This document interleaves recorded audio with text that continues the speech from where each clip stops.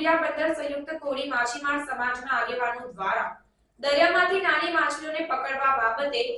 ઉચ્ચ કક્ષાએ રજૂઆત કરાઈ। પ્રાપ્ત માહિતી અનુસાર આ બાબતે રજૂઆત કરતા ભીડિયા સંયુક્ત કોળી સમાજ બોટ એસોસિએશનના પ્રમુખ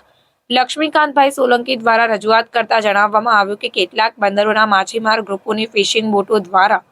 ગીર સોમનાથ જિલ્લાના દરિયામાં ગેરકાયદેસર રીતે લાઇન ફિશિંગ, લાઇટ ફિશિંગ તેમજ ઘેરા ફિશિંગની પ્રવૃત્તિ શરૂ કરવામાં આવી છે। તે સામૂહિક અને નાના માછીમારોના હિત વિરુદ્ધ હોય અને હાલમાં સમગ્ર ગુજરાતના અને દેશના સીમાના દરિયામાં આવા પ્રકારની રાક્ષસી પદ્ધતિ થતી ફિશિંગનું પ્રમાણ ખૂબ જ વધી ગયું હોય। આ પ્રકારની ગેરકાયદેસર રીતે થતી લાઇન ઘેરા ફિશિંગના કારણે માછીમારી વ્યવસાય ઉપર નભતા રાજ્યના લાખો પરિવારો ધંધા રોજગાર વિહીન અને પાયમાલ થવા જઈ રહ્યા છે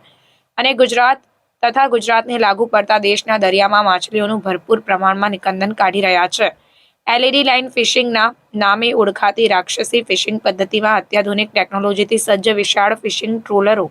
દ્વારા દરિયાના તળિયામાંથી નાનામાં નાની માછલીઓ મોટા જથ્થામાં પકડી લેવાતા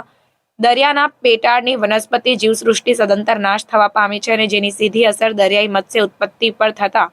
નાની ફાઇબર હોડીઓ તેમજ ફિશિંગ બોટો દિન પ્રતિદિન પૂરતા પ્રમાણમાં માછલીનો કેચ ન મળવાના કારણે બંધ થઈ રહી છે।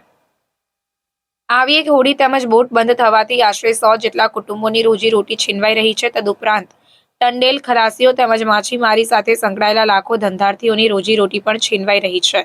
જેથી આ પ્રકારની ફિશિંગ રોકવા અત્યંત જરૂરી છે, અન્યથા ગુજરાતનો સમગ્ર મત્સ્યોદ્યોગ જ નાશ પામશે। આ બાબતે સરકાર સમક્ષ રજૂઆત અર્થે વેરાવળ, ભીડિયા તેમજ હીરાકોટ બંદરની વિવિધ માછીમાર સંસ્થાઓ દ્વારા દરેક સંસ્થાના લેટરપેડ ઉપર માનનીય વડાપ્રધાન નરેન્દ્રભાઈ મોદીને જિલ્લા કલેક્ટર ગીર સોમનાથ મારફતે આવેદન પાઠવવાનો કાર્યક્રમ યોજાયો, જે કાર્યક્રમમાં બહોળી સંખ્યામાં માછીમાર આગેવાનો એકઠા થઈને ઇનાજ મુકામે જિલ્લા કલેક્ટરને રૂબરૂમાં આવેદનપત્ર પાઠવવા ઉપસ્થિત રહ્યા હતા। આ તકે દામજીભાઈ પોપંડી પટેલ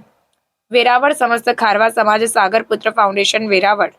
ગોવિંદભાઈ કુહાડા ઉપપટેલ વેરાવળ ખારવા સમાજ, ગોવિંદભાઈ વણેક, બદમભાઈ માલમડી, તુલસીભાઈ ગોહેલ ખારવા સંયુક્ત માછીમાર બોટ એસોસિએશન વેરાવળ, મોહનભાઈ ભારાવાલા પટેલ ખારવા લોઘી જ્ઞાતિ વેરાવળ, બાબુભાઈ ગોહેલ ઉપપટેલ લોધી સમાજ વેરાવળ, જયંતિભાઈ સોલંકી પ્રમુખ ગુજરાત કોળી સમાજ મહામંડળ, વિરજીભાઈ સોલંકી પટેલ સંયુક્ત કોળી સમાજ ભીડિયા, લક્ષ્મીકાંતભાઈ સોલંકી પ્રમુખ શ્રી સંયુક્ત કોળી સમાજ બોટ એસોસિએશન ભીડિયા, શાંતિલાલ વંશ પટેલ સંયુક્ત કોળી સમાજ